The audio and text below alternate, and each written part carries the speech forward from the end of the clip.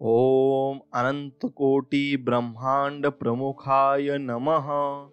श्री स्वामी समर्थ। जय जय स्वामी समर्थ। स्वामी भक्तांनो, स्वामींचे संदेश प्राप्त करण्यासाठी आपल्या चॅनलला सबस्क्राईब करा। धन्यवाद। स्वामी भक्तांनो, स्वामींना आपण एकच प्रार्थना करायची आहे, हे समर्था, तुझ्या नामात खूप शक्ती आहे। माझा सर्व विश्वास मी तुझ्या नामात अगदी एकत्र केला आहे। आता सुख आले ना तरी श्री स्वामी समर्थ, आणि मला दुःख आले ना तरी मी म्हणणार श्री स्वामी समर्थ। संकट आले ना तरी मी म्हणणार श्री स्वामी समर्थ। आनंद झाला तरी मी म्हणणार श्री स्वामी समर्थ। हे गुरुराया, बस मला या भावनेवर स्थिर कर। तू माझा गुरु आहेस, तू माझा आई आहेस आणि तू माझा पिता आहेस। मला मार्गदर्शन दे आणि प्रेरणा नक्कीच दे, आणि स्वामींचरणी मला थोडी जागा दे। एवढीच प्रार्थना स्वामींकडे करतो। आणि स्वामी भक्तांनो, व्हिडिओला एक लाईक नक्कीच करा आणि कमेंटमध्ये लिहा श्री स्वामी समर्थ, आणि तुमच्या आवडत्या व्यक्तीसोबत हा व्हिडिओ नक्की शेअर करा। स्वामी भक्तांनो, मी स्वामींचरणी एवढीच प्रार्थना करील की तुमच्या सर्व मनोकामना, तुमच्या मनातील इच्छा या पूर्ण होत, आणि स्वामी तुम्हाला सुखी, आनंदी आणि निरोगी ठेवत, ही स्वामींचरणी प्रार्थना। स्वामी कृपा सतत होत नसते, स्वामी कृपेला कधीही विलंब झालेला नसतो। आपण सर्व कृपेच्या स्रोतासोबत अखंड जोडलेलो आहोत, आणि ती कृपा आपल्यापर्यंत, आपल्या सभोवताली असलेल्या लोकांच्या माध्यमातून आपल्यापर्यंत सतत पोहोचत असते। आपले प्रामाणिक प्रयत्न आणि कर्म करत असताना आपल्याला मात्र हे भान ठेवायचे आहे की आपले अंतर्मन एकमेकांसोबत जोडलेले आहे, आणि हे भान ठेवून प्रत्येकासोबत प्रेमाची, विश्वासाची आणि आनंदाची, शांतीची, कृतज्ञतेची नाते जोडायचे आहे। आणि एवढे तुम्हाला नक्कीच मात्र करायचे आहे।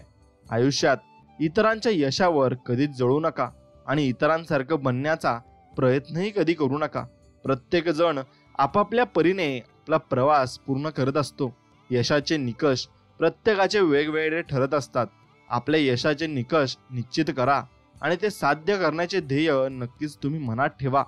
आणि आपल्या नजरेत आपण यशस्वी आहोत का याचं प्रश्नाचं उत्तर शोधण्याचा नक्कीच तुम्ही प्रयत्न करा, आणि नक्कीच त्या प्रश्नाचं उत्तरही तुम्हाला सापडेल। आणि स्वामी तुमच्या सर्व प्रश्नांची उत्तरे देण्यासाठीच तिथे बसलेले आहेत।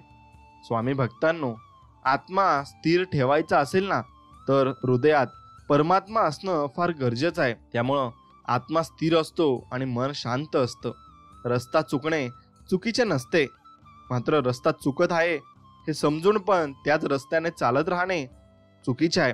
विश्वास ठेवा की श्रम, संयम आणि नियम कधीच धोका देत नसतात, म्हणून यांच्यावर विश्वास ठेवायला शिका। एक शब्द आहे नशीब, याच्याशी लढून बघा आणि हरला नाही तर सांगा।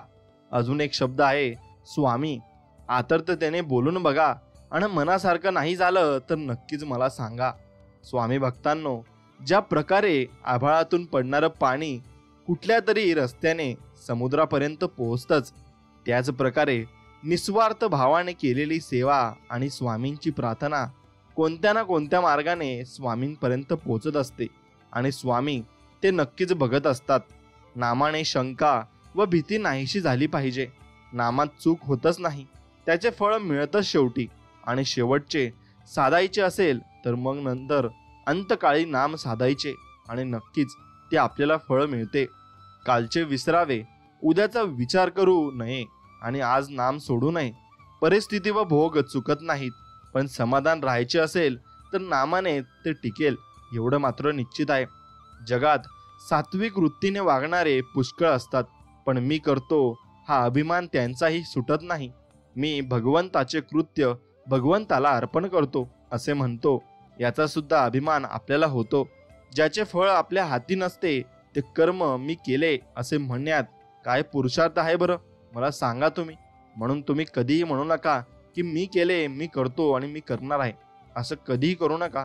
देवाच्या कृपेने होत आहे, देवाच्या कृपेने होणार आहे, आणि देवाच्या कृपेने मला सर्व काही मिळणार आहे, हे नक्कीच तुम्ही मागा। स्वामी भक्तांनो, चेहऱ्यावरचे तेज हे तुमच्या अंतःकरणातील विचारांवर अवलंबून असते।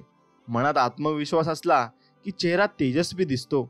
मनात इतरांविषयी प्रेम असलं की चेहरा सात्विक दिसतो। मनात इतरांविषयी आदर असला की चेहरा नम्र दिसतो. मनातले हे भावच माणसाला सुंदर बनवत असतात आणि अति सुंदर बनवत असतात. स्वामी महाराजांच्या चरणी सतत प्रार्थना करावी.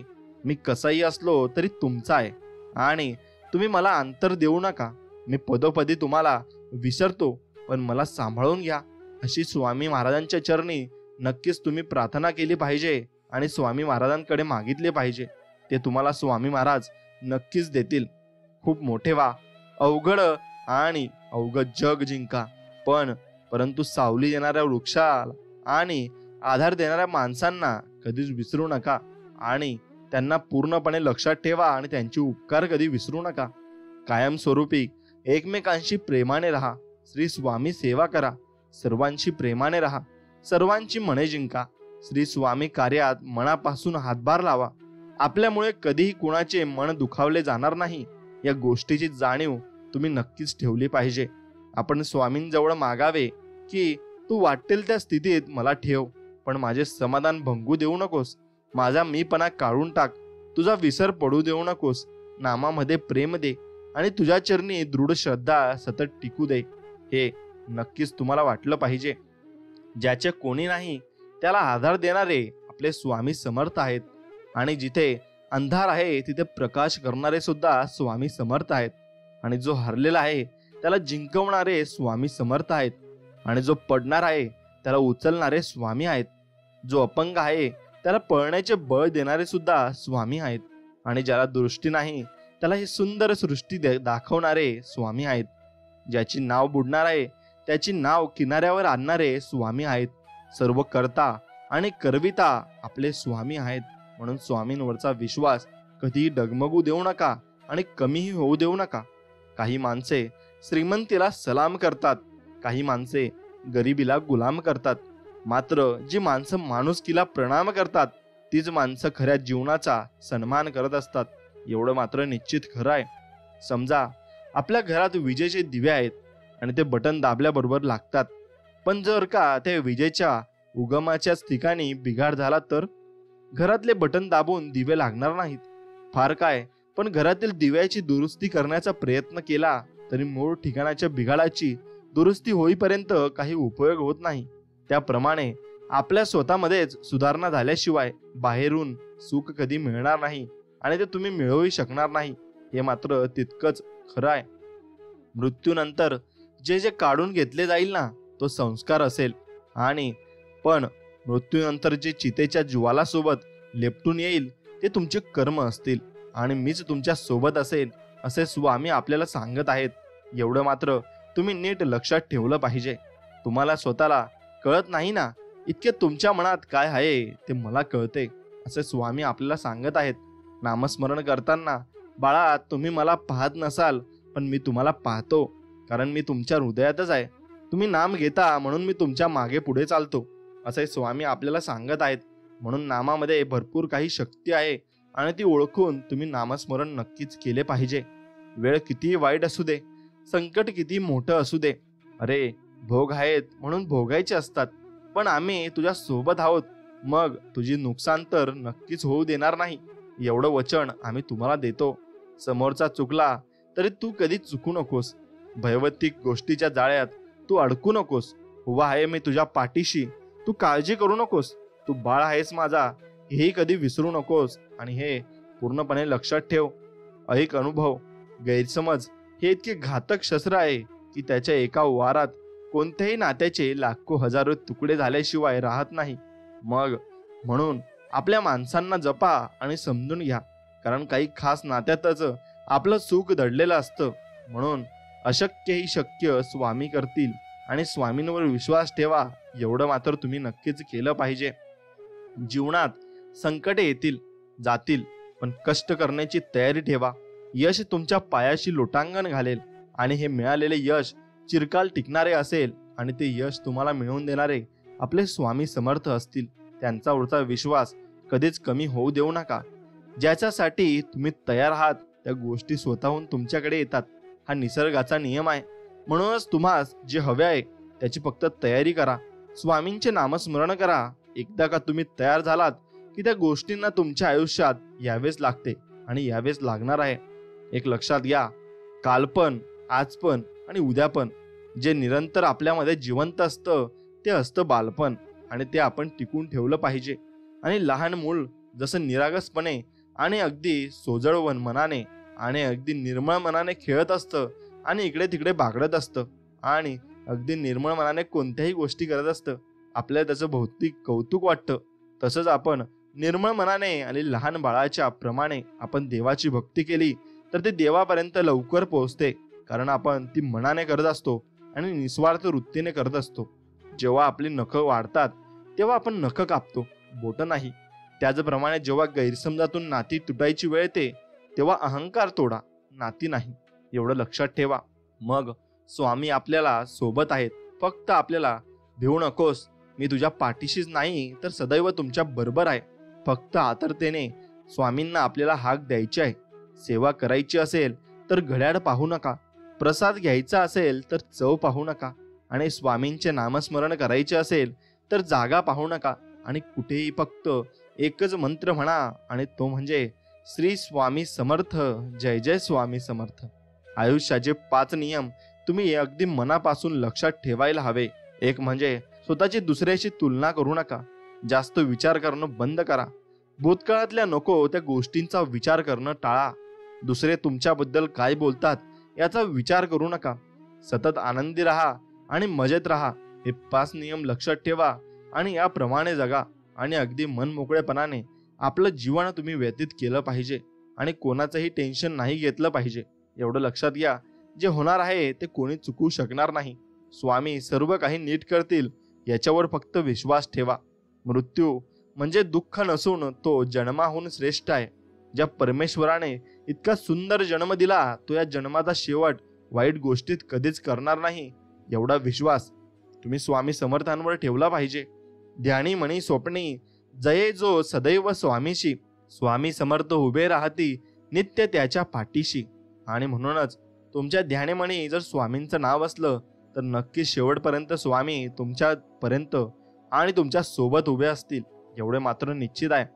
तुझ्या वाटेत आडवे खूप येतील आणि पायात पाय घालून पडतील. त्यांना घाबरून तुझं उभं राहणं सोडू नकोस. गुरु पाहतायत तुला, नामस्मरण मात्र विसरू नकोस. नक्कीच आम्ही तुमच्या पाठीशी आहोत असं स्वामी वचन देत आहेत. निघून दे मनातले भय, असा दिन उजळू दे. निरागस तुझ्या लेकरांना मायेची साथ मिळू दे. स्वामी भक्तांनो, आयुष्यात दुःख किती असले तरी त्या दुःखातून आनंद शोधता आला पाहिजे. यालाच आयुष्य म्हणतात. नाहीतर मग तुम्ही पूर्णपणे दुःखी होऊन जाता, मग त्या गोष्टीला काही अर्थ उरत नसतो. स्वामींवर पूर्णपणे श्रद्धा ठेवा, म्हणजे ते तुम्हाला सर्व अडचणींतून मुक्त नक्कीच करतील. आणि विश्वासाने सर्व काही त्यांच्यावर सोपवा, म्हणजे ते तुमचे सर्व काही पाहतील. आणि हे ब्रीद वाक्य, सिद्ध वाक्य नेहमी स्मरणात असू द्या. भिवू नकोस, मी तुझ्या पाठीशी आहे. आणि वाक्य वाचल्यावरच एवढी हिंमत येते की विचारू नका. करता आणि करविता तुझी एक स्वामीनाथा, श्री स्वामी समर्थ, जय जय स्वामी समर्थ. असे आपण गुणगान आपल्या मनामध्ये गुंगत राहिले पाहिजे आणि सतत म्हणत राहिले पाहिजे.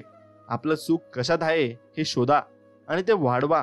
कारण समर्थ सांगून गेलेत, जगी सर्व सुखी असा कोण आहे, विचारी मना तूच शोधूनही पाहे.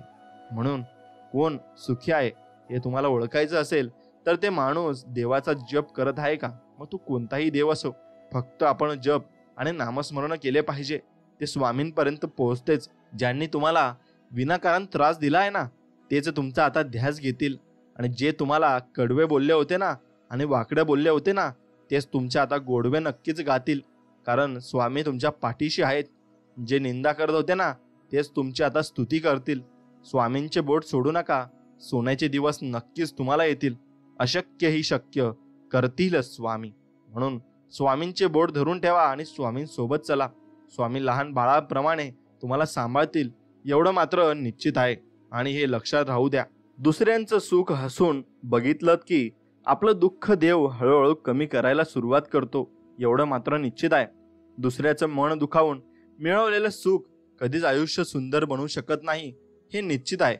कुणाच्या वाईट विचारानं तुमचं काहीच वाईट होणार नाही, कारण तुमचा कर्ता आणि करविता तुमच्या पाठीशी उभा आहे आणि तो तुमचं सर्व काही बघत आहे. आता एक गोष्ट लक्षात घ्या, ढिगभर पैसा आला म्हणजे माणूस रॉयल होतो असे काही नसते. रॉयल होण्यासाठी माणूसच दुष्काळ अन्नाचा पडला तर माणूस मरतो, आणि मग दुष्काळ हा संस्काराचा पडला तर माणुसकीच मरते. एवढं लक्षात घ्या. म्हणून माणूस व्हायला शिका आणि माणुसकी जपायला नक्कीच शिका. ब्रह्मांड नायक स्वामी आपल्या पाठीशी आहेत ही अनुभूती तुम्हाला नक्कीच येईल. चांगले मित्र हे नेहमी गुरु समान असतात. मग ते वयाने लहान असोत वा मोठे, ते नेहमीच तुमच्या पाठीशी उभे असतात आणि ते तुम्हाला सांगत असतात की बाबा, नक्कीच आपण चांगल्या मार्गाने चाललं पाहिजे आणि चांगल्या मार्गाने आपण वाटचाल केली पाहिजे. आयुष्य हे एकेरी मार्गासारखं आहे. मागे वळून पाहू शकतो पण मागे जाता येत नाही. म्हणून आयुष्यातला प्रत्येक क्षण तुम्ही आनंदाने आणि वर्तमानात जगले पाहिजे, एवढे निश्चितच ध्यानात ठेवा. रानात तण आणि मनात जर तुमच्या ताण कधीच ठेवू नये. आणि रानातले तण पिकाचा नाश करून टाकते आणि मनातला ताण जो असतो ना, तो जगण्याचा सर्वनाश करून टाकतो, एवढं मात्र निश्चित आहे. आणि टेन्शन कधीच तुम्ही घ्यायचं नाही आणि कोणाला द्यायचंही नाही. आयुष्य बिंदास जगायचे, कुणाचे वाईट करायचे नाही, कुणाचे वाईट चिंतायचे नाही, कुणाच्या मागे वाईट बोलायचे नाही. फक्त स्वतःशी प्रामाणिक राहून जगायचं असतं. काही कमी पडत नाही आणि फरक तर अजिबात पडत नाही. कोणासाठी वाईट वाटून घ्यायचं नाही. लोकांची विविध रूपे असतात. सकाळची गोड बोलतात आणि रात्री कुणी काही डोक्यात भरवले की तोंड पाडून बसतात किंवा कुठल्या तरी लहान कारणासाठी नाराज होऊन ते बसतात. आणि ज्याच्याशी तुमचा काही संबंध पण नसतो, आजकाल लोक देवावर पण नाराज होतात. तर तुम्ही कोण हे तुम्ही विचार नक्कीच केला पाहिजे. रोज स्वतःला सांगा, आजचा दिवस सुंदर आहे. मी रोज जे काही करतो किंवा मला वाटते त्यापेक्षा मी बरेच जास्त काही करू शकतो. नुसती काळजी आणि दुःख करून काहीच होणार नाही. मी स्वतःला झोकून प्रयत्न केले तर मी नक्कीच समाधानी होऊन जाईल. रोजचे असे क्षण असतात जे आनंदाने भरलेले असतात. आज मी स्वतः आनंदी राहील आणि इतरांनाही आनंद देईल. जीवन सुंदर आहे आणि मी ते अजून सुंदर करणार आणि येणारे दिवस आनंदाने नक्कीच जगणार आहे. प्रत्येक माणसाची जीवनातल्या संघर्षाची एक कथा असते आणि ती त्याला तळमळीने कुणाला तरी सांगायची असते. कधी ती शारीरिक कष्टाची तर कधी मानसिक धैर्याची असते. कधी आलेल्या पैशांच्या अडचणींची तर कधी विनाकारण आपल्या पाठीशी लागलेल्या संकटांची असते. हे सगळं ऐकायला आणि सहानुभूती दाखवायला कुणी मिळणं हे नशीबच असतं. नाहीतर ही सगळी कथा आणि त्यामागची व्यथा ऐकायला त्याला देव हा एकच पर्याय दिसतो. म्हणून तो मंदिरात जातो. कोण मंदिरात जातो ते कधी सही सलामत सगळ्या संकटातून बाहेर पाडल्याबद्दल देवाचे आभार मानायला. कुणाला त्याने केलेल्या कष्टांबद्दल बोलायला सांगितलं तर समोरच्याला कंटाळा येईल एवढं बोलेल, पण ते कंटाळवाणं असलं तरी खरं असतं. प्रत्येकाच्या कथा आणि व्यथा असतात आणि त्या देव ऐकून घेत असतो. मग तुम्ही देवाला ते सांगत चला. देव सर्वांचं भलं नक्कीच करत असतो. एक वेळ तुम्ही चेहऱ्याने सुंदर नसाल पण तुमचं मनाचं सौंदर्य प्रत्येकाला आकर्षित नक्कीच करत असतं. लोक स्वभावाच्या प्रेमात पडले की चेहऱ्याकडे बघण्यात अर्थ नसतो, परंतु तुम्ही दिसायला किती जरी सुंदर असले आणि तुमचे विचार जर कुरूप असले तर तुमचं शारीरिक सौंदर्य ही असून नसल्यासारखं असतं. तुमच्याच रूपाला मोहून तुमच्या सानिध्यात आलेले प्रत्येक व्यक्ती तुमचा स्वभाव बघून तुमच्या दूर निघून जात असतं. आणि त्यामुळे मन सुंदर करण्याचा प्रयत्न करा, कारण शरीराचा सौंदर्याला काळाची सीमा आहे. मनाच्या सौंदर्याची गुणगान तर मृत्यूनंतरही केले जाते, एवढे मात्र निश्चित आहे. हसणं विसरू नका. जगणं खूप सुंदर आहे. सतत सतत रुसू नका. एक फूल उमललं नाही म्हणून रोपाला तोडू नका. सगळं काही मनासारखं होतं असं नाही, पण जेव्हा मनासारखं झालं होतं ते दिवस कधी विसरू नका. सुटतात काही हात नकळत, पण जे हात आहेत सोबत त्यांना कधी सोडू नका. आणि हे वाईट दिवस नक्की सरतील.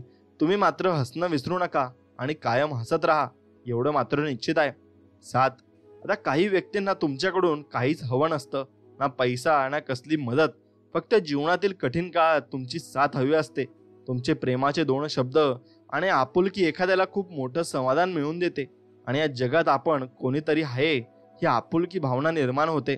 म्हणून वेळोवेळी एकमेकांना साथ द्या, तरच जगणं सुंदर होईल आणि अगदी स्वच्छ मनाने तुम्ही जगू शकाल.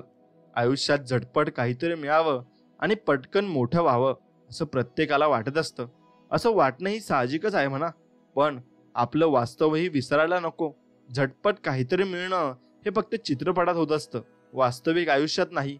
मुळात मोठं होण्यासाठी काही काळ स्वतःला जमिनीखाली गाळून द्यावं लागतं. नंतर जे काही मिळेल त्याचं समाधान हवं आणि शेवटी तुम्ही जगलात ते वास्तव न मिळाल्याचं दुःख करत बसले तर जग सहानुभूती देऊ करेल आणि साथ नाही. म्हणून वास्तवात जगणं कधीही चांगलं आहे एवढं लक्षात ठेवा आणि मनात ठेवा. म्हणून तुम्ही कधी संकटकाळी तुम्हाला असं वाटेल की स्वामी समर्थ आपल्या सोबत आहेत की नाही, तर तुम्ही एक काम करा, फक्त तारक मंत्राचा जप करा आणि तारक मंत्राचा जप अगदी चांगल्या प्रकारे करा. श्री स्वामी समर्थ तारक मंत्र याचे भरपूर काही अर्थ फायदे आहेत आणि ते जप करण्याची पद्धत आहे. हा श्री स्वामी समर्थांचा एक अत्यंत प्रभावी मंत्र आहे आणि या मंत्राचा अर्थ तारणारा असा आहे, म्हणून त्याला तारक मंत्र असं म्हटलं आहे. आणि हा मंत्र आपल्याला कोणत्याही संकटामधून वाचवू शकतो, म्हणून त्याला स्वामी समर्थ तारक मंत्र म्हणतात. तारक म्हणजे तारून नेणारा, तारक मंत्र म्हणजे एका अर्थाने संकटातून वाचवणारा मंत्र. आणि हा मंत्र म्हणल्याने मनातील सर्व चिंता आणि वेदना दूर होतात आणि जीवनात सुख समृद्धी आणि आनंद नक्कीच येत असतो. तारक मंत्राच्या सामर्थ्याचा अनुभव घेतलेल्या भक्तांनी त्यांचे वर्णन चमत्कारिक उपचार म्हणून केले आहे आणि जे जीवनाला वळण देण्यास सक्षम आहे, तसेच आत्मविश्वास निर्माण करून आपल्या जीवनात सकारात्मकता घेऊन येते. आणि थोडक्यात तारक मंत्र आहे एखाद्याचे जीवन बदलण्याचे संतुलन निर्माण करण्यासाठी आणि परिपूर्ण आणि आनंदी अस्तित्वाकडे नेणारा एक प्रभावी मंत्र आहे. आणि म्हणून तो तुम्ही त्याचा जप नक्कीच केला पाहिजे. आणि स्वामी समर्थांचा तारक मंत्र आपल्याला भरपूर काही शिकवून जातो आणि तारक मंत्राचा अर्थ आता मी तुम्हाला सांगणार आहे, तो तुम्ही नक्कीच ध्यान देऊन ऐका. श्री स्वामी समर्थ. आता निशंक होई रे मना, निर्भय होई रे मना या शब्दांनी भक्तांना निर्भय होण्याचा आशीर्वाद दिला आहे. म्हणून हे शब्द तुम्ही नक्कीच मनात ठेवले पाहिजे. आणि श्री स्वामी समर्थ या शब्दांनी श्री स्वामी समर्थांना नमस्कार केला जातो. नंतर प्रचंड स्वामी बळपाठीशी नित्य आहे रे म्हणा या शब्दांनी भक्तांना विश्वास दिला जातो की श्री स्वामी समर्थांची शक्ती नेहमी त्यांच्या पाठीशी असते. अतर्क्य अवधूत हे स्मर्तगामी या शब्दांनी स्वामी समर्थांच्या अवर्णनीय शक्ती आणि त्यांच्या स्मरणात असणाऱ्या भक्तांवर होणाऱ्या कृपेचा उल्लेख केला जातो. अशक्य ही शक्य करतील स्वामी या शब्दांनी भक्तांना विश्वास दिला जातो की श्री स्वामी समर्थ सर्व अशक्य गोष्टी शक्य करू शकतात. जिथे स्वामी चरण तिथे न्यून काय या शब्दांनी श्री स्वामी समर्थांच्या चरणात असणाऱ्या शक्तीचा उल्लेख केला आहे. आणि स्वयं भक्त प्रारब्ध घडवी ही माय. आता या शब्दांमध्ये श्री स्वामी समर्थांच्या कृपेने भक्तांच्या प्रारब्धाचे आणि कष्टाचे पालन होत असल्याचा उल्लेख नक्कीच केला आहे. आगे विना काळही नाणे येईन द्याला या शब्दांनी भक्तांना आश्वस्त केले आहे की श्री स्वामी समर्थांच्या आज्ञेविना काळही त्याला हात लावू शकत नाही आणि कोणी त्याचे वाईट करू शकत नाही. परलोकी ही ना भीती तयाला या शब्दांनी भक्तांना आश्वस्त केले आहे की स्वामी समर्थांच्या कृपेने त्यांना परलोकी भीती वाटणार नाही. उगाची भीतोशी भय हे पळू दे या शब्दांनी भक्तांना भय न बाळगण्याचा सल्ला दिला आहे. वसे अंतरी ही स्वामी शक्ती कळू दे या शब्दांनी भक्तांना श्री स्वामी समर्थांच्या शक्तीचा अनुभव घेण्याचा सल्ला दिला आहे. जगी जन्म मृत्यू असे खेळ ज्याचा या शब्दांनी भक्तांना श्री स्वामी समर्थांच्या शक्तीचे आश्चर्यकारक रूप दाखवले आहे. नको घाबरू तू असे बाळ त्याचा या शब्दांनी भक्तांना श्री स्वामी समर्थांच्या प्रेमळ रूपाची आठवण करून दिली आहे. आणि खरा होई जागा श्रद्धेसहित या शब्दांनी भक्तांना श्रद्धेची खरे राहण्याचा सल्ला दिला आहे आणि एकनिष्ठ राहण्याचा सल्ला दिला आहे. कसा होसी त्याविन तू स्वामी भक्त. आता भक्तांना श्रद्धांशिवाय स्वामी भक्ती शक्य नसल्याचे यात सांगितले आहे. आता आठव किती दिला मी त्यानीच साथ यात भक्तांना श्री स्वामी समर्थांच्या कृपेची आठवण करून दिली आहे. नको डगमगू स्वामी देतील हात. आता या शब्दांमध्ये भक्तांना श्री स्वामी समर्थांच्या कृपेचं आश्वासन दिलं आहे. आणि विभूती नमन नाम ध्यानादी तीर्थ या शब्दांनी श्री स्वामी समर्थांच्या भौतिक रूपाचे वर्णन केले आहे. स्वामीच या पंचामृतात या शब्दांनी श्री स्वामी समर्थांच्या शक्तीचे वर्णन केले आहे. आणि हे तीर्थ घे या 8 वीरे प्रचिती या शब्दांनी भक्तांना श्री स्वामी समर्थाच्या कृपेचा अनुभव घेण्याचा सल्ला मात्र नक्कीच दिलाय. ना सोडती तया जया स्वामी घेती हाती या शब्दांनी भक्तांना श्री स्वामी समर्थांचा कृपेचा आश्वासन दिलाय आणि उपसंहार. आता स्वामी समर्थ तारक मंत्र हा एक शक्तिशाली मंत्र आहे, जो भक्तांना सर्व प्रकारचा संकट आणि दुःखांच्या विरुद्ध संरक्षण आणि आधार प्रदान करतो आणि असे मानले जाते. म्हणून तुमच्या कोणत्याही संकटकाळी तुम्ही 11 वेळा स्वामी समर्थ तारक मंत्राचा जप करा आणि त्याच्यासमोर एक थोडंसं पाणी ठेवा. आणि ज्याला काही कोणत्या प्रकारचा किंवा आजार झाला असेल किंवा काही प्रॉब्लेम होत असतील तर त्या माणसाला ते प्यायला द्या. नक्कीच त्याचा अनुभव तुम्हाला येईल. श्री स्वामी समर्थांच्या तारक मंत्रांचे लाभ भरपूर आहेत. मनातील भीती नष्ट होते. या मंत्राच्या पहिल्या ओळीमध्येच निशंक हो निर्भय होय मनारे असे म्हटले आहे. म्हणून या मंत्राच्या पठणाने आपल्या मनातील सर्व प्रकारची भीती नष्ट होते आणि आपल्याला श्री स्वामी समर्थ महाराजांच्या शक्तीची जाणीव होते. सर्व कामे पूर्ण होतात. या मंत्रात म्हटले आहे ना, अशक्य ही शक्य करतील स्वामी. त्याप्रमाणेच आपली सर्व चांगली कामे या मंत्राच्या पठणामुळे पूर्णत्वास जातात आणि आपल्या मनोकामना पूर्ण होतात. आयुष्यात कशाचीही कमी भासत नाही. श्री स्वामी समर्थ महाराजांच्या तारक मंत्राच्या पठणाने आपल्याला आयुष्यात कशाची कमी भासत नाही आणि सर्व बाबतीत आपली प्रगती घडून येते. कारण जिथे स्वामींचे पाय आहेत तिथे कशाचीही कमी नसते हे सांगितलेले आहे. मृत्यूचे भय नष्ट होते. तारक मंत्राच्या पठणाने आपल्याला मृत्यूचे अजिबात भय वाटत नाही. तसेच अपमृत्यूपासून आपले रक्षण नक्कीच होते आणि श्री स्वामी समर्थ महाराजांवरील विश्वास वाढतो. या मंत्राच्या नियमित पठणामुळे आपला श्री स्वामी समर्थ महाराजांवरील विश्वास अधिकच दृढ होत जातो आणि यामुळे आपली भक्ती साधनेमध्ये प्रगती होत जाते आणि नक्कीच आपल्याला चांगलं वाटत असतं. संकटातून सुटका होते. प्रभावी अथवा तारक मंत्राचे रोज मनापासून पठण केल्यास आपल्या आयुष्यामध्ये संकट येत नाहीत आणि जर संकटे आलीच तर त्याचा सामना करण्यासाठी आपल्याला शक्ती नक्कीच मिळत असते. श्री स्वामी समर्थ महाराजांची कृपा होते. या तारक मंत्राचे नियमित पठण करणारा भक्त श्री स्वामी समर्थांच्या महाराजांचा प्रिय होतो आणि त्याच्यावर महाराजांची कृपा होते व महाराज त्याच्या सदैव पाठीशी असतात एवढे मात्र निश्चित आहे. म्हणून तुम्ही नक्कीच स्वामी समर्थ तारक मंत्राचे पठण केले पाहिजे. आता जप करण्याची पद्धत. आता तारक मंत्राचे पठण आपण कसे केले पाहिजे? तारक मंत्राचे पठण दररोज सकाळी उठल्यानंतर आणि रात्री झोपण्यापूर्वी करावे. पठण करताना मन एकाग्र ठेवावे आणि श्री स्वामी समर्थ महाराजांच्या चरणी भाव ठेवावा. तारक मंत्र कधी म्हणावा? तारक मंत्र तुम्ही सकाळी उठल्यानंतर, संध्याकाळी झोपण्यापूर्वी आणि दिवसभरात कोणत्याही वेळी म्हणू शकता. स्वामी कृपेसाठी हा मंत्र जपण्यासाठी सकाळी आणि संध्याकाळी 108 वेळा जपण्याचा सल्ला दिला जातो. तारक मंत्र म्हणायला सुरुवात केल्यानंतर किती दिवसांनी त्याचे फायदे दिसून येतात. तारक मंत्र म्हणायला सुरुवात केल्यानंतर त्याचे फायदे लगेचच दिसून येतात आणि सुरुवात होते. मात्र हे फायदे वेगवेगळ्या लोकांमध्ये वेगवेगळ्या वेळी दिसून येतात आणि काही लोकांना काही दिवसातच त्याचे फायदे दिसून येतात, तर काहींना काही महिने किंवा वर्षे लागू शकतात. आणि जितक्या जास्त मनोभावाने तुम्ही स्वामी भक्त कराल तितकेच परिणाम लवकर तुम्हाला दिसून येतील. तारक मंत्र म्हणायला कोणतेही नियम आहेत का? मग तारक मंत्र म्हणायला कोणतेही विशेष नियम नाहीत. मात्र मंत्र जपताना मन एकाग्र असणे आणि मंत्राचा अर्थ समजून घेणे भरपूर महत्त्वाचे आहे. तारक मंत्र म्हणायला कोणतेही नियम नाहीत, म्हणून तुम्ही मोकळेपणाने आणि कधीही आणि कुठेही तारक मंत्र नक्कीच म्हणू शकतात आणि फक्त तो तुम्ही मनापासून म्हणायचा आहे आणि अगदी मनापासून स्वामींची भक्ती करायची आहे. तारक मंत्र म्हणायला कोणतेही नियम नाहीत, म्हणून लक्षात घ्या.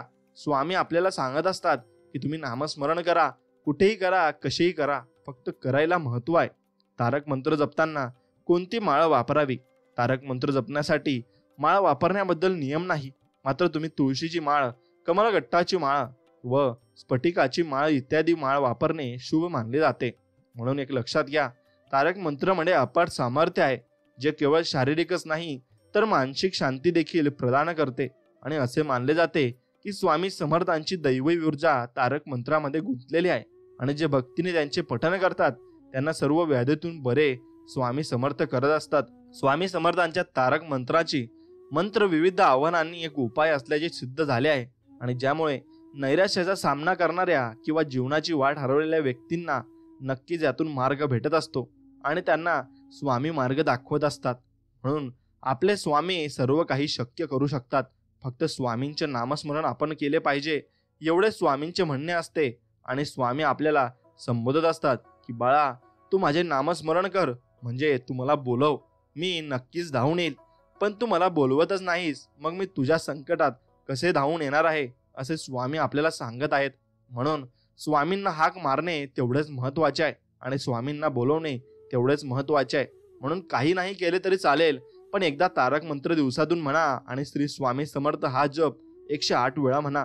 नक्कीच तुम्हाला याचा अनुभव येईल आणि तुम्ही चांगल्या मार्गाला लागाल आणि तुमच्या जीवनातून संकटे वजा होऊन जातील. याचा अनुभव तुम्हाला येण्यासाठी हा तारक मंत्र म्हणून नक्कीच बघा. मित्रांनो, जर तुमचा स्वामींवरील विश्वास कायम टिकून ठेवायचा असेल तर नक्कीच तुम्ही व्हिडिओला लाईक करा आणि कमेंटमध्ये श्री स्वामी समर्थ लिहायला विसरू नका. मित्रांनो, स्वामींची भक्ती करत असताना तुम्ही तितकंच आरोग्यदायी असणंही खूप गरजेचं आहे. आणि तुम्हाला जीवनात जेव्हा तुम्ही आरोग्यदायी असाल आणि तेव्हाच तुम्ही दीर्घायुषी होऊ शकता. मग यासाठी भरपूर काही मी तुम्हाला टिप्स देऊ इच्छितो आणि तुम्हाला सांगू इच्छितो. ते तुम्ही ध्यान देऊन नक्कीच ऐका. ग्रीन टीचं रहस्य आहे. ग्रीन टी हा शतकांपासून त्याच्या वैद्यकीय फायद्यांसाठी जाणला जातो. आधुनिक युगामध्ये याच्यावर झालेल्या अभ्यासाती या प्राचीन चहाचे फायदे आणि दीर्घायुष्यासाठी होणारा उपयोग लोकांनी मान्य केला आहे. चीनमध्ये उगम असलेल्या आणि लाखो लोक पीत असलेल्या या चहाचा बाहेरील जगामध्ये प्रचार व्हायला फार वेळ लागला. गेल्या काही दशकांमध्ये लोकांमध्ये यांच्याविषयी जागृती निर्माण झाली. कोणतीही कृत्रिम प्रक्रिया न करता अतिशय शुद्ध स्वरूपातील या चहाचे कित्येक फायदे आहेत. आता भरपूर काही फायदे आपण जाणून घेऊ. कोलेस्ट्रॉलचं नियंत्रण मिळतं, ब्लड शुगरचं प्रमाण कमी होतं, रक्ताभिसरण जलद होतं, फ्लूपासून संरक्षण मिळतं, हाडांमध्ये बळकटी येते, काहींच्या जीवाणूंच्या हल्ल्यातून बचाव होतो आणि UV किरणांमुळे होणाऱ्या नुकसानीपासून बचाव होतो. शरीराची स्वच्छता आणि मूत्रपिंडाच्या कार्यामध्ये सुधारणा होत असते. व्हाईट टी आणि त्याच्यातील असणाऱ्या पॉलिफेनॉलचे प्रमाण हे वय वाढवण्याची प्रक्रिया थांबवण्यासाठी जास्त प्रभावी आहे आणि त्याला जगातील सर्वोत्तम अँटीऑक्सिडंट म्हणून मान्यताही मिळाली आहे. व्हाईट चहाचा 1 कप संत्र्याच्या 12 कप ज्यूस एवढी ऊर्जा देतो आणि हेही सिद्ध झालं आहे. सारांश काय आहे? ग्रीन किंवा लाईट चहा, व्हाईट चहा प्यायल्यामुळे वय वाढण्यासाठी कारणीभूत असलेल्या प्रक्रिया संथ होतात आणि आपण तरुण दिसायला लागतो. शक्तिशाली शिकुवासा. आता शिकुवासा म्हणजे काय, तर हे लिंबासारखंच एक फळ आहे आणि जपानमध्ये त्याचं सर्वात जास्त उत्पादन ओकिनावामध्ये होतं. हे फळ अत्यंत ॲसिडिक असतं. पाण्यामध्ये मिश्रण केल्याशिवाय आपण त्याचा रस पिऊ शकत नाही. लिंबू आणि मॅड्रिन संत्र यांच्या आपापसात त्याची चव लागते आणि शिकुवासामध्ये उच्च स्तरावरील नेबिलेटिन असतं आणि जे अँटीऑक्सिडंटचा मोठा स्रोत असतं. लिंबू, संत्र या सगळ्यांच्याच फळामध्ये नोबिलेटिनचं प्रमाण असतं, पण शिकुवासामध्ये हे या सगळ्या फळांपेक्षा 40 पट जास्त नोबिलेटिन असतं आणि नोबिलेटिनमुळे कॅन्सर, टाईप 2 डायबिटीज आणि लठ्ठपणा कमी करण्यासाठी नक्कीच फायदा होत असतो. शिकुवासामध्ये क आणि ब जीवनसत्व असतात आणि बीटा कॅरोटीन आणि मिनरल्स असतात. याचा उपयोग कित्येक प्राचीन पदार्थांमध्ये आणि चव वाढवण्यासाठी करतात. तसेच याचा रसही काढतात. आम्ही जेव्हा एका आजोबांच्या वाढदिवसाच्या पार्टीला गेलो होतो तेव्हा आम्हाला याच शिकुवासाचा केक देण्यात आला होता. आता पाश्चिमात्य लोकांसाठी 2010ची आता अँटीऑक्सिडंटची तत्व काय आहेत? 2010 साली UKच्या डेली मिररमध्ये तज्ज्ञ लोकांनी शतायुषी होण्यासाठी उपयोगी अशा अण्णांची यादी दिली होती आणि हे पदार्थ जगात सर्वत्र उपलब्ध असतात. ब्रोकोली आणि चार्ड सारख्या भाज्या ज्यामध्ये पाणी, मिनरल्स आणि फायबरचं प्रमाण जास्त असतं. साल्मोन, माक्रेलर आणि टुना आणि सडाईन सारखे मासे, सिट्रस, स्ट्रॉबेरी आणि एपिक्रोट, मग जर्दाळू सारखी फळं जी जीवनसत्वयुक्त असतात आणि शरीरातील टॉक्सिन्स कमी करतात. बेरी आणि ब्लूबेरी यांच्यामध्ये फेटोकेमिकल अँटीऑक्सिडंट असतं आणि सुकामेवा जे तुम्हाला ऊर्जा देतात. आता ओट्स आणि गव्हासारखी धान्य जी तुम्हाला ऊर्जा आणि मिनरल्स देतात. मग ऑलिव्ह ऑइल ज्यामुळे त्वचेला चकाकी येते. आता यामधून सारखं बेकरीतील पदार्थ, फास्ट फूड, गाईचं दूध आणि दुग्धजन्य पदार्थ वगळले आहेत आणि ओकिनावामध्ये ज्या प्रकारची खाद्य संस्कृती आहे ती अंगीकारली तर तरुण असल्यासारखं वाटेल आणि वय वाढण्याची प्रक्रियाही संत होऊन जाईल. म्हणून तुम्ही यासाठी लयबद्ध व्यायाम सुद्धा नक्कीच केला पाहिजे. स्वच्छ आणि शतायुषी जीवनासाठी व्यायाम हा खूप महत्त्वाचा असतो. आता ब्ल्यू झोनमधील लोकांचा अभ्यास केल्यानंतर असा निष्कर्ष निघाला की जे लोक दीर्घायुषी असतात ते भरपूर व्यायाम करत नाहीत, पण ते भरपूर हालचाली नक्कीच करतात. आम्ही जेव्हा ओकिमियाला भेट दिली तेव्हा आम्हाला एक गोष्ट प्रकर्षाने जाणवली की तिथले 80 आणि 90तली लोकही भरपूर कार्यक्षम आहेत आणि ते घरात बसून खिडकीतून बाहेर बघणं किंवा पेपर वाचण्यासारख्या कामात वेळ घालवत नाहीत. ओकिमीतील लोक पहाटे लवकर उठतात, भरपूर चालतात, मित्रांबरोबर गप्पा गोष्टी आणि गाण्यांमध्ये वेळ घालवतात. सकाळी नाश्ता झाल्यावर लगेच किंवा काही वेळा नाश्त्याच्या आधीच ते बागेमध्ये काम करतात आणि ते कधीही व्यायामशाळेमध्ये जाऊन भरपूर व्यायाम करत नाहीत, पण सतत काहीतरी हालचाली करत राहणं हा त्यांचा दिनचर्येचा भाग असतो. खुर्चीतून उठण्या इतकं सहज. मग 30 मिनिटं एका जागी बसल्यानंतर मेटाबॉलिझमची प्रक्रिया 90% कमी होते, चरबी जळण्याची प्रक्रिया संथ व्हायला लागते आणि साधारणतः 2 तासानंतर चांगल्या कोलेस्ट्रॉलचं प्रमाण 20% कमी होतं. फक्त 5 मिनिटे आपल्या जागेवरून उठल्यामुळे आपण ही प्रक्रिया पुन्हा सुरू करू शकतो. कायम एका जागी बसणं आपल्या स्वास्थ्यासाठी किती हानिकारक आहे यावर काम करणाऱ्या जागतिक संस्थेचे ब्रँडली हे अध्यक्ष आहेत आणि या विषयांवर त्यांचा सखोल अभ्यासही आहे. वॉविन, ब्रँडली आणि ब्रिगिड स्कॅटले यांनी 2015 साली वॉशिंग्टन पोस्टसाठी दिलेल्या मुलाखतीमध्ये असं सांगितलं की 5 मिनिटं जागेवरून उठून फेरी मारणं इतकं सोपं आहे की कित्येक वेळा ते फार महत्त्वाचं न वाटता बालिशपणाचं वाटतं. मग जर आपण शहरामध्ये राहत असलो तर नैसर्गिक आणि शांत ठिकाणी फेरफटका मारणं कदाचित आपल्याला कठीण वाटत असेल, पण आपण शरीरासाठी उपयोगी असलेल्या व्यायाम प्रकारांना नक्कीच महत्त्व देऊ शकतो. आज पाश्चिमात्य जगतामध्ये पूर्वीपासून चालत आलेली मन, शरीर आणि बुद्धी यांना स्वस्थ ठेवण्यासाठी पाळली जाणारी शिस्त आणि पद्धती प्रचलित होते आहे, पण पूर्वीकडे मात्र या प्रकारचा व्यायाम दिनचर्येचा आणि संस्कृतीचा भागच बनला होता. योगाचा उगम भारतामधील आहे आणि आज जपान आणि चीनच्या क्विंगवांग आणि ताई चीनमध्ये त्याचा खूपच प्रचार झाला आहे. योगामुळे मनुष्याला शरीर आणि मन स्वस्थ ठेवायला मदत होते. साहजिकच तो जीवनातील घटनांना जास्त आनंदाने, ताकदीने आणि उत्साहाने सामोरे जाऊ शकतो. चिरतरुण राहण्यासाठीचा रामबाण उपाय असं योगाला मानलं गेलाय आणि विज्ञानानेही हे मान्य केलं आहे. यामुळे शरीराला कित्येक असामान्य फायदे होतात.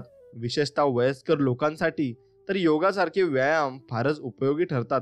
ताईची मधील लोकांमध्ये ऑस्टिओपोरोसिस आणि पार्किन्सन सारख्या आजारांचं प्रमाण फार कमी प्रमाणात आढळून येतं.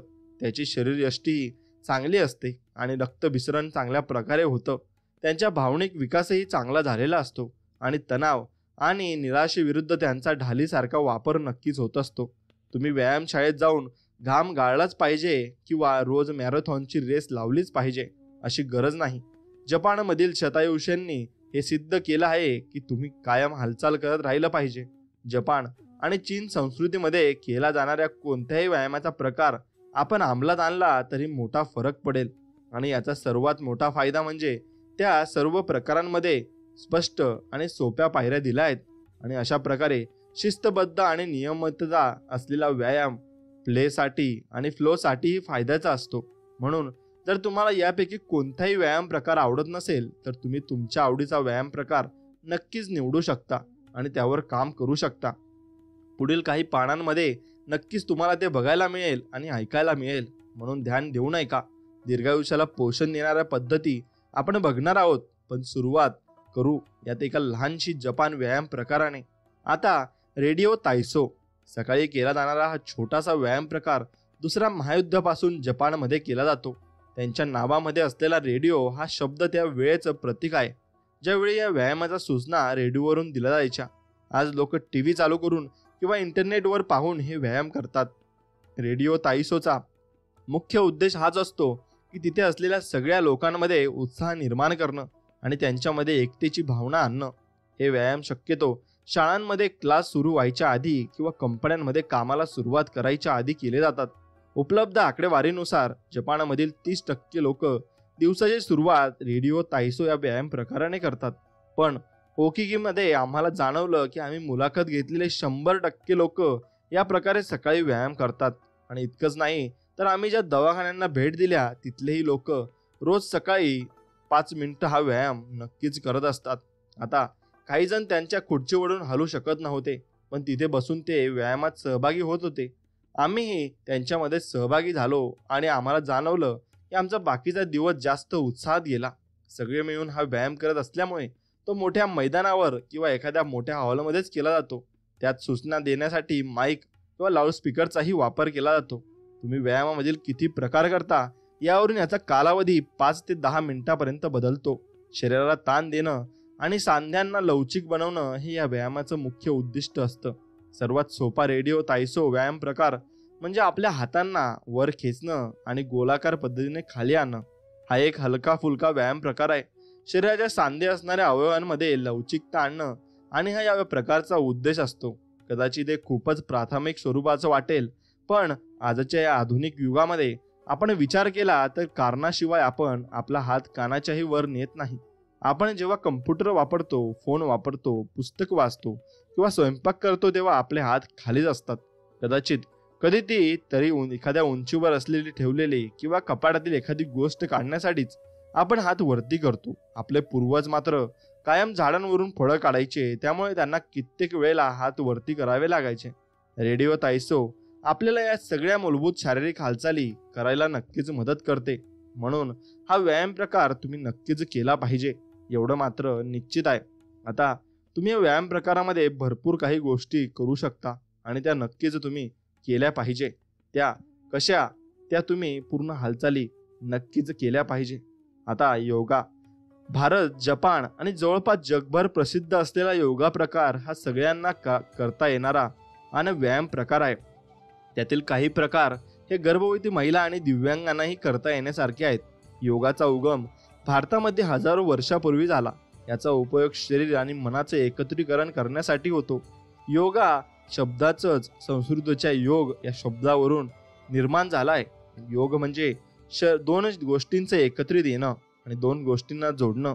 त्याचप्रमाणे योगा आपल्या शरीराला, मनाला जोडले आणि जगाशी जोडून घेणारी जीवनशैली जगायला मदत करते. योगाची मुख्य उद्दिष्ट म्हणजे आपल्या मूळ धर्माची ओळख करून देणे, शारीरिक आणि मानसिक शुद्धी करणे, आपल्याला चैतन्याच्या जवळ घेऊन जाणं. योगाचे प्रकार असतात.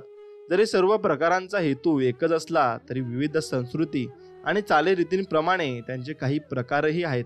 आणि ज्या ज्या लोकांनी योगाचा प्रचार केला त्यांनी त्या त्या वेळेच्या परिस्थितीप्रमाणे त्यामध्ये बदल केला.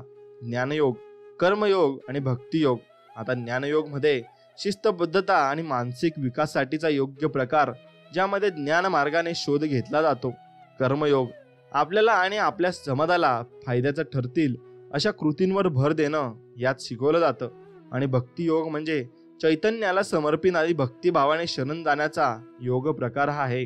आता मंत्रयोग. मंत्रोच्चाराच्या मार्गाने शांतता आणि समाधान प्राप्त करण्यासाठी हे म्हटले जाते. कुंडलिनी योग शरीरातील विविध गोष्टींना एकत्र करून मानसिक विकास करणं हे कुंडली योगचं काम आहे. राजयोग याला राजमार्ग असंही म्हणलं जातं आणि ज्यामध्ये एकत्र मिळून सर्वांच्या फायद्याच्या दिशेने वाटचाल केली नक्कीच जाते. हठयोग जपानमध्ये आणि पाश्चिमात्य जगामध्ये हा प्रकारच फारच प्रसिद्ध झाला आणि विविध आसनांच्या माध्यमातून अपेक्षित स्थिरतेपर्यंत पोहोचणं या व्यायाम प्रकारामध्ये होतं. आता सूर्यनमस्कार आपण जाणून घेऊया. सूर्यनमस्कार करण्याची पद्धत काय आहे ते आपण नक्कीच जाणून घेऊया. सूर्यनमस्कार हे हठयोगातील सर्वात वैशिष्ट्यपूर्ण आसन आहे आणि हे करण्यासाठी तुम्हाला खालील 12 पायऱ्या पूर्ण कराव्या लागतात. त्यातली पहिली पायरी म्हणजे सरळ उभे राहा. उजव्या पायाचा अंगठा व टाच डाव्या पायाशी घ्या. नमस्कार स्थितीमध्ये छातीच्या मध्यभागी दोन्ही हातांचे पंजे जोडवा. बोटे छातीकडे झुकलेली पाहिजे आणि पंजा जमिनीला काटकोनात. अंगठ्यामध्ये मूळ छातीच्या मध्यभागी, कोपर जमिनीला समांतर. छाती पुढे काढा, खांदे मागे ढकलून खाली ओढा, नजर समोर ठेवा. आणि आता दुसरा म्हणजे सरळ उभे राहा. श्वास घेत दोन्ही हात नमस्कार स्थितीमध्ये छातीच्या मध्यभागापासून वर नेत डोक्यांपासून मागे न्या आणि शरीर कमतरतेतून मागे ओढा आणि कमरेतून मागे ओढल्यानंतर हातांना वरच्या बाजूला ताण द्या. आता तिसरं, सरळ उभे राहण्याच्या स्थितीतून श्वास सोडत सावकाश कमरेतून खाली वाका आणि सहज जेवढे वाकता येईल तेवढे खाली वाका. गुडघा किंवा टाचेवर ताण येणार नाही याकडे निश्चित लक्ष द्या. हनुवटी छातीला टेकवा.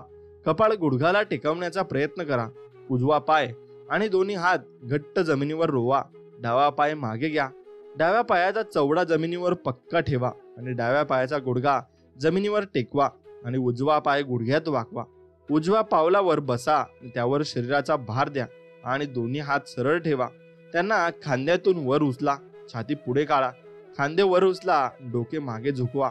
आता 5वा तुम्हाला व्यायाम त्यात करायचा आहे. हातापायाची जागा तीच ठेवा.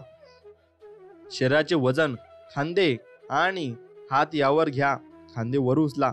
उजवा पाय डाव्या पायाजवळ मागे घ्या. पायाला पाय, गोठ्याला गोठा आणि गुडघ्याला गुडघा लावा आणि पावलाच्या दिशेला गोठ्याचा आधार घेऊन ताण द्या. डोक्यापासून पायापर्यंत शरीर तिरक्या स्थितीमध्ये ठेवा. आता 6वा तुम्हाला करायचे हाताचे पंजे व पायाचे चवडे हे यांची स्थिती आणि तशीच ठेवा. गुडघे जमिनीवर टेकवा. शरीराचे वजन हातावर घ्या आणि कोपरामध्ये वाका. श्वास सोडत हनुवटी छातीला टेकवा.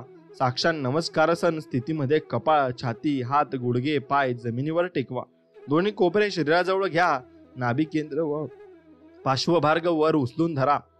आणि 7वा प्रकार यात हाताचे पंजे आहे त्या ठिकाणीच ठेवा. पंजावर शरीराचा भाग द्या आणि हात कोपरात वाकवू नका. हात सरळ करा. खांदे वर उचला. श्वास घेत डोके आणि खांदे मागे खेचा. पोट व कंबर दोन्ही हातांच्या मध्ये सरकविण्याचा प्रयत्न करा आणि घोटे गुडघे बांधलेले तसेच ठेवा आणि गुडघे जमिनीला टेकवा. छातीमध्ये हवा भरून घ्या. नजर वर आकाशाकडे लावा. हाताचे पंजे व पायाचे चवडे यांची जागा तीच ठेवा. श्वास सोडत शरीराचा मधला भाग वर उचला आणि कंबर, हात, पाय यांचा त्रिकोण तयार करा आणि तो वर उचलून धरा. चवडे व टाच पूर्ण जमिनीवर टेकवा. हात आणि पाय सरळ ठेवा. कोपर, गुडघे सरळ ताणलेल्या स्थितीमध्ये ठेवा आणि डोक्याच्या पाठीमागे रेषेमध्ये ठेवा. हनुवटी छातीला टेकवा. आता 9वा तुम्हाला करायचं आहे की दोन्ही हातांच्या पंजांची जागा तीच ठेवा. डावा पाय डाव्या हाताजवळ आणा आणि डावा पाय आणि दोन्ही हात जमिनीवर रोवा आणि डाव्या पावलावर बसा. त्यावर शरीराचा भार द्या. उजवा पाय मागे घ्या. उजव्या पायाचा चवडा जमिनीवर पक्का ठेवा आणि उजव्या पायाचा गुडघा आणि डाव्या पायाचा चवडा जमिनीवर टेकवा आणि दोन्ही हात सरळ ठेवा आणि त्याला वर उचला. छाती पुढे काढा. खांदे वर उचला. डोके मागे झुकवा. तर 10वा आसन आहे. उजवा पाय डाव्या पायाजवळ आणा. श्वास सोडत सावकाश गुडघे सरळ करा. पार्श्ववाक वर उचला. सहज जेवढे वाकता येईल तेवढे खाली वाका आणि गुडघा आणि टाचेवर ताण येणार नाही याकडे लक्ष द्या. हनुवटी छातीला टेकवा. कपाळ गुडघ्याला टेकवण्याचा प्रयत्न करा. 11 म्हणजे सरळ उभे राहा.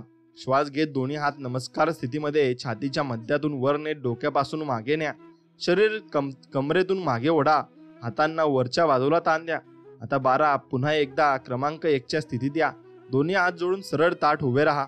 इथे सूर्यनमस्कार नक्कीच पूर्ण होतो आणि मग तुम्हाला सर्व काही सूर्यनमस्काराने तुमचे अवयव हालतात आणि तुम्हाला सर्व काही शरीराचा व्यायाम होत असतो.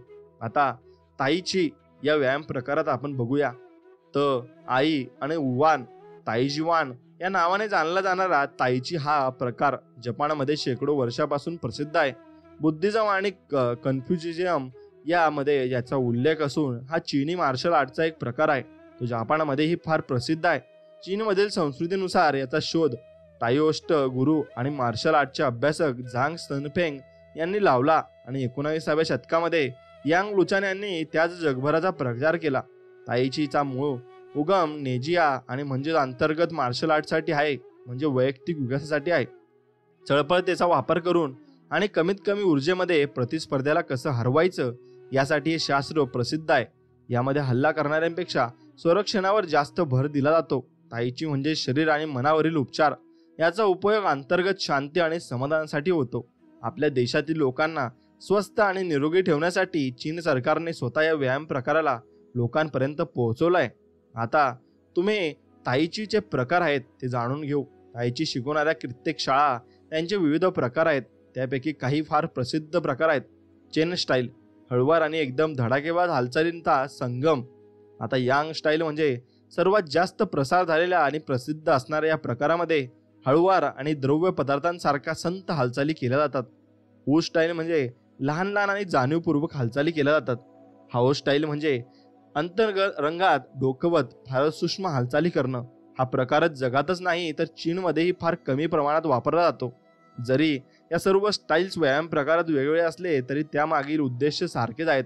ते म्हणजे स्थिरतेच्या माध्यमातून हालचाली नियंत्रित करणं, शक्तीवर कौशल्याने मात करणं, दुसऱ्या क्रमांकावर हालचाली करून पहिल्या स्थानावर पोहोचणं आणि स्वतःला आणि प्रतिस्पर्ध्याला जाणणं. हे या प्रकारात आपण शिकू शकतो. आता ताईतीचे 10 मुख्य सिद्धांत आहेत. मास्टर यांग चिंगफू यांच्यामध्ये ताईचे 10 मूलभूत सिद्धांत आहेत. एक म्हणजे ताठ उभे राहून संपूर्ण लक्ष स्वतःच्या कपाळावर केंद्रित करा. 2 म्हणजे पाठीच्या स्नायूंना ताण द्या, नंतर शरीर शिथिल करा. 3 म्हणजे कंबर रिलॅक्स करा आणि तिच्या माध्यमातून सगळ्या शरीराच्या हालचाली नियंत्रण होऊ द्या. 4 आपल्या शरीराचं वजन कसं विभागलं गेलं आहे हे जाणून शरीरातील जडपणा आणि हलकेपणा यातील फरक ओळखायला शिका. आणि 5 हाताच्या हालचाली मोकळेपणाने व्हाव्यात आणि शरीरातील ऊर्जेचा प्रवाह चांगला व्हावा यासाठी खांदे शिथिल करा, रिलॅक्स करा. 6 शरीराच्या ताकदीपेक्षा मनाच्या चळपळतेला जास्त महत्त्व द्या. 7 शरीराच्या वरच्या आणि खालच्या भागामध्ये समन्वय साधून त्यांच्यामध्ये लयबद्धता आणा. 8 मन, शरीर आणि श्वासामध्ये एकसंधता आणा. 9 हालचाली नियंत्रित करण्यापेक्षा लवचिकता आणि लयबद्धता जपा. 10 प्रत्येक क्षणामध्ये असणारी शांतता, स्थिरता शोधा. शरीर कार्यरत असेल तर मन आपोआप शांत होतं, एवढे मात्र निश्चित आहे. ढगांचं अनुकरण. ताईची मधील सर्वात प्रसिद्ध असणारी हालचाल म्हणजे ढगांप्रमाणे हातांची हालचाल करणं. त्यांच्या पायऱ्या पुढील प्रमाणे आहेत. 1 म्हणजे दोन्ही हात पुढे घ्या आणि हाताचे तळवे खालच्या बाजूला करा. दोन्ही एखाद्या झाडाच्या खोडाला मिठी मारत आहेत अशा प्रकारची कृती करा. त्यानंतर तुमचे तळवे बाहेरच्या बाजूला काढा. डावा हात वर करून मध्याकडे आणि उजव्या हाताखालकडून मध्याकडे हलवा. तुमच्या शरीरामध्ये चेंडूच्या आकारात हात हलवा आणि हा डाव्या तळवा चेहऱ्याकडे न्या. हातांची हालचाल बघत पूर्ण वजन डाव्या पायावर नेऊन कंबर वळवा. डावा हात कमरेवर आणि उजवा हात चेहऱ्याच्या समोर आणा आणि तुमचं वजन उजव्या पायावर द्या. उजवीकडे वळा आणि तुमच्या हाताच्या बघत त्यावर वर करा. आणि आता ह्या हालचाली लवचिकतेने करत असताना हातांच्या हालचाली करा. पुन्हा हात लांब करा आणि हळुवारपणे पहिल्या स्थितीमध्ये आणा. ही स्थिती तुम्हाला करायची आहे आणि भरपूर वेळेस हे करून झाल्यानंतर तुमचा व्यायाम प्रकार हा पूर्ण होत असतो. आता क्विगवांग चिकुंग या नावाने ओळखले जाणाऱ्या या व्यायाम प्रकारामध्ये 2 शब्दांचा समावेश आहे. क्वी म्हणजे जीवनातील चेतना आणि ऊर्जा आणि गॉंग म्हणजे काम. याचाच अर्थ अशा प्रकारचं काम जे आपल्याला चैतन्याशी जोडतं. सध्याच्या आधुनिक कार्यपद्धतीप्रमाणे या प्राचीन व्यायाम प्रकाराला मन आणि शरीर या दोन्ही मदतीने सर्वोत्तम ध्येय साध्य करण्यासाठी आणि करण्याची भरपूर काही क्रिया असं म्हणता येईल. असं म्हणतात की 20व्या शतकाच्या सुरुवातीला हा व्यायाम प्रकार मार्शल आर्टमध्ये वापरला जाऊ लागला आणि 1930 पासून याचा उपयोग दवाखाना म्हणूनही होऊ लागला. आणि त्यानंतर चीन सरकारने ताईची प्रमाणेच या व्यायाम प्रकारालाही लोकांमध्ये पोहोचवण्यासाठी विशेष प्रयत्न केले. क्विंगवांगमध्ये मुख्य श्वसन प्रक्रियेवर भर दिला जातो. बसलेला असताना, उभं असताना तसेच इतरही शारीरिक अवस्थांमध्ये श्वसन आणि स्थिर आणि विशेष पद्धतीने करून त्याचा लाभ घेतला जातो. क्विंगवांगमध्ये कित्येक प्रकार आहेत, पण सगळ्यांचा उद्देश म्हणजे ऊर्जा वाढवणं हाच आहे. जरी यातील हालचाली संत असल्या तरी त्याचा सराव हा खूपच शिस्तबद्ध असतो. क्विंगवांगचे फायदे. अनेक जागतिक सर्वेक्षणानुसार ताईची आणि योगाप्रमाणेच क्विंगवांगचेही कित्येक फायदे आहेत. मेडिकल कॉम्प्लिकेशन्स ऑफ क्विंगवांग या सॅन फ्रान्सिस्कोचा क्विंगवांग इन्स्टिट्यूटचे शास्त्रज्ञ डॉक्टर केनेथ एम सान्सियर यांच्या लेखामध्ये त्यांनी यातील काही महत्त्वपूर्ण फायदे लिहिले आहेत. मेंदूतील लहरींचा विकास होतो. हार्मोन्समध्ये सकारात्मकता बदल होतात. हृदयविकाराच्या झटक्याचे मृत्यूच्या प्रमाणात अगदी घट होत असते आणि रक्तदाबामध्ये आजार कमी होतात. हाडांमध्ये बळकटी येते. रक्तभिसरण चांगलं होतं. वार्धक्यामध्ये होणाऱ्या आजारांमध्ये घट होते आणि शरीरातील अवयव जास्त चांगल्या प्रकारे कार्यरत होतात. मेंदूला चांगल्या प्रकारे रक्त पुरवठा होतो. मनाचा आणि मेंदूचा ताळमेळ चांगला होतो. हृदयाचं कार्य सुरळीत चालतं. कॅन्सरचे उपचार घेतल्यामुळे होणारे दुष्परिणाम टाळता येतात. या व्यायामाने आपलं शरीर तर सुडल होतंच, पण त्याचबरोबर दीर्घायुष्यही लाभते. एवढं लक्षात घ्या. म्हणून त्यांची 5 तत्व आहेत, ती आपण जाणून नक्कीच घेतली पाहिजे. क्विंगवांगची 5 तत्व आहेत. क्विंगवांगच्या एका व्यायाम प्रकारामध्ये 5 तत्वांवर काम केलं जातं. पृथ्वी, जल, लाकूड, धातू आणि अग्नी. या व्यायाम प्रकारांमध्ये 5 प्रकारच्या ऊर्जा संतुलित करून त्या आधारे आपल्या शरीरातील अवयव आणि मेंदू यांचं कार्य विकसित केलं जातं. हा व्यायाम अनेक पद्धतीने केला जातो. आपण क्विंगवांग इन्स्टिट्यूट इन बार्सिलोनाच्या मारिया इसाबेल गार्सिया मेनरिल यांची पद्धत बघणार आहोत. आता पहिलं आहे पृथ्वी. तुमच्या खाद्याच्या रुंदी एवढं पायांमध्ये अंतर ठेवून सरळ उभं राहा आणि त्यानंतर तुम्हाला सहजतेने उभं राहता यावं यासाठी पाय अजून थोडे लांब करा. तुमचे खांदे थोडे झुकले आणि सैल सोडा आणि हात शरीराच्या बाजूला सैल सोडून द्या. आणि श्वास घेत तुमच्या हातांना तुमच्या खांद्यापर्यंत वर न्या आणि त्यावेळी तळवे खाली बाजूला ठेवा.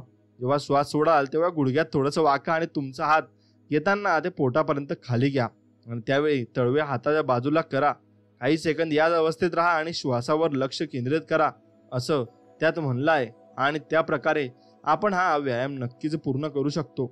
आता मित्रांनो, तुम्ही व्यायाम प्रकार नक्कीच ऐकले असतील आणि नसतील ऐकले तर आता ऐकून घ्या आणि या प्रकारे तुम्ही नक्कीच करा. तर तुम्हाला हे जीवन जगण्यासाठी आणि चांगलं चालणं आणि भरपूर काही बाबी तुम्हाला चिंता करायची गरज नाही अशा बाबी यात दिल्या आहेत. आता शिवस्तू हाताचा अंगठा आणि तळव्याचे दबाव देऊन ऊर्जेवर काम करणारी ही कार्यप्रणाली जपानमध्ये 19व्या शतकाच्या सुरुवातीला निर्माण करण्यात आली. याचा मुख्य उपयोग संधिवाताने आजारी असलेल्या लोकांवर उपचार म्हणून करण्यात आला होता. शरीराला ताण देताना श्वसन क्रियेच्या माध्यमातून आपल्याला शरीरातील सगळ्या अवयवांचा समतोल राखणं हे या प्रकारचं मूळ आहे. आता कोणताही व्यायाम प्रकार करताना तो तसाच्या तसा केला पाहिजे असं नाही. त्यामागील उद्देश समजून शरीराची योग्य प्रकारे केलेली हालचाल जास्त महत्वाची आहे. शरीराला ताण देणं आणि सैल सोडणं हा त्यामागचा खरा उद्देश आहे. जो सफल व्हायला हवा ताओ यिन म्हणजे कोणतीही एखादीच हालचाल नाही. शरीराला दिलेला ताण मान उचलणं, चालणं, झोपणं आणि उभं राहणं किंवा एका जागी थांबणं, योग्य प्रकारे श्वासोच्छ्वास करणं हे सगळंच ताओ यिनचं आहे. आणि चांगल्या प्रकारे श्वासोच्छ्वास करा आणि दीर्घायुषी जगा. मन आणि शरीर यांचा विकास करण्यासाठी कित्येक ठिकाणाहून एकत्रित केलेल्या माहितींचा एकत्रित साठा म्हणजे जिजुन शिशु या 13व्या शतकातील हे पुस्तक तुम्ही नक्कीच वाचलं पाहिजे. आणि 6 ध्वनी हे त्या प्रकारे तुम्ही ऐकल्या पाहिजेत. आता क्षु श सारखा उच्चारला जाणारा हा ध्वनी यकृतासाठी उपयोगी आहे. ही हर सारखा उच्चारला जाणारा हा ध्वनी हृदयासाठी संबंधित आहे. सी सर आणि यासारखा उच्चारला जाणारा ध्वनी फुफ्फुसांसाठी संबंधित आहे. चुई ची सारखा उच्चारला जाणारा हा ध्वनी यकृतासाठी संबंधित आहे. आणि हु ह्या सारखा उच्चारला जाणारा ध्वनी लिहासाठी संबंधित आहे. क्षी हा सारखा उच्चारला जाणारा ध्वनी शरीराशी पूर्ण संबंधित आहे. म्हणून वेगवेगळ्या ऋतूंमध्ये या दोन्हींच्या माध्यमातून चांगलं जीवन कसं जगता येईल यासाठी सन सिमिओ यांनी एका कवितेत माध्यमातून सांगितलं आहे. यामध्ये श्वासोच्छ्वास घेता घेता जेव्हा आपण एखादा ध्वनी उच्चारतो तेव्हा कोणत्या अवयवांचा विचार करायचा हेही सांगितलं आहे. वसंत ऋतूत क्रुसू म्हणत डोळे चांगले करा तर वूड तुमच्या यकृताला चांगलं करीत असतं. उन्हाळ्यामध्ये घ्या ही चा लाभ, हृदय स्वतःला स्वच्छ ठेवायला मदत खास. पावसाळ्यामध्ये करा सी चा प्रयोग, यामध्ये होईल फुफ्फुसांना मदत. चुईच्या मदतीने द्या यकृताला साथ, तुमच्या हातील पाणी होईल संत यात. आणि सीच्या मदतीने तुमच्या उष्णतेवर मात होईल. आणि सर्व ऋतूंमध्ये घ्या लाभ. आणि श्वास जो आहे पचनासाठी खास, उच्छवास असावा इतका हळू की तुमच्या कानांनीही आवाज ऐकू नये. आणि हे सगळं साध्य करण्यासाठी वापरा सरावाचं तंत्र. हाच आहे सुखी आणि स्वच्छ स्वस्थ जीवनाचा मंत्र. कदाचित या प्रकरणामध्ये सांगितलेल्या सगळ्याच संस्कृतींना समजणं इतकं सोपं वाटलं नसेल, पण जर तुम्ही या सगळ्यांमधील एक धागा शोधला तर तुम्हाला जाणवेल की सगळ्यांनी श्वास आणि हालचाली यांना संगम केलाय. आणि जेव्हा आपण आपला श्वास आणि शरीर यांचा समन्वय साधतो तेव्हा भूतकाळ आणि भविष्य काळातील चिंतेमध्ये न अडकता आपण वर्तमान काळामध्ये जगायला लागतो. आणि याचा सर्वात मोठा फायदा म्हणजे आपल्याला आपल्या श्वासोच्छवासाविषयी जागरूकता येते आणि आपल्याला भरपूर काही मिळत असते. म्हणून स्वामी भक्तांनो, तुम्ही स्वामींची भक्ती करत असता तेव्हा तुम्हाला निरोगी आणि स्वस्थ जीवन जगणं तेवढंच महत्त्वाचं आहे जेवढं तुम्ही जगत आहात. म्हणून स्वस्थ आणि मस्त जीवन जगा आणि चांगल्या प्रकारे जीवन जगा. बघा, तुम्हाला स्वामींचे अनुभव तुमचे जीवन जगताना नक्कीच येतील. फक्त तुम्ही स्वामींची भक्ती कधी सोडू नका आणि स्वामींवरचा विश्वास कधी डगमगू देऊ नका. नक्कीच तुम्हाला चांगले दिवस येतील आणि चांगल्या प्रकारे तुम्हाला सर्व काही मिळू लागेल. म्हणून स्वामी भक्तांनो, तुम्हाला सांगतो की तुम्ही कदाचित कितीही मागे आणि पुढे वळून पाहिलं आणि जगाला तुम्ही दाखवून दिलं की आम्ही काय आहोत, तर असं करण्यासाठी फक्त तुम्हाला स्वामींच्या भक्तीत असावं लागतं आणि जीवन तुमचं दीर्घायुषी असावं लागतं, एवढं मात्र निश्चित आहे. म्हणून तुम्ही स्वामींच्या भक्तीकडे पूर्णपणे लक्ष केंद्रित करा आणि तुम्ही स्वस्थ आणि निरोगी जीवन कसं जगाल याकडे लक्ष दिले पाहिजे. त्यासाठी तुमचं मन शांत राहणं खूप महत्त्वाचं आहे. म्हणून मन शांत करण्यासाठी तुम्ही नामस्मरण नक्कीच केलं पाहिजे आणि स्वामींचं नाम नक्कीच घेतलं पाहिजे आणि तुमचं मन याने अगदी शांत आणि अगदी स्थिर होऊन जाईल. आणि दुसरं म्हणजे तुमची जी शारीरिक स्थिती आहे ती सुधारली पाहिजे आणि तुमचं शरीर हे सुडौल झालं पाहिजे, त्यासाठी तुम्ही व्यायाम प्रकार वापरू शकता आणि व्यायाम करू शकता. म्हणून त्यासाठी तुम्हाला या संस्कृतीमध्ये नक्कीच तुमची संस्कृती जपत तुम्हाला योगा, व्यायाम सर्व काही करावं लागेल आणि शेवटपर्यंत करावं लागेल. आणि तुम्ही शरीराच्या हालचाली तुम्ही करायलाच हव्या आणि शरीराच्या हालचाली केल्याने सुद्धा तुमच्या व्यायाम प्रकाराला ओढ मिळते आणि तुम्हाला ऊर्जा मिळते, एवढं मात्र निश्चित आहे. म्हणून तुम्ही स्वामींची भक्ती कधी सोडू नका आणि स्वामींवरचा विश्वास कधी चुकवू नका आणि शरीराकडे आणि मनाकडे लक्ष द्या. नक्कीच तुमचं जीवन अगदी सुखी, समृद्धी आणि आरोग्यदायी होऊन जाईल, हे तुम्ही लक्षात ठेवा. स्वामी भक्तांनो, एवढे बोलून हा व्हिडिओ आपण इथेच थांबूया. भेटूया नवीन एक व्हिडिओमध्ये. तोपर्यंत जय श्रीराम, श्री स्वामी समर्थ. चॅनलला सबस्क्राईब करा आणि व्हिडिओला लाईक करून कमेंटमध्ये श्री स्वामी समर्थ लिहायला विसरू नका आणि तुमच्या मित्रासोबत हा व्हिडिओ नक्की शेअर करा. धन्यवाद.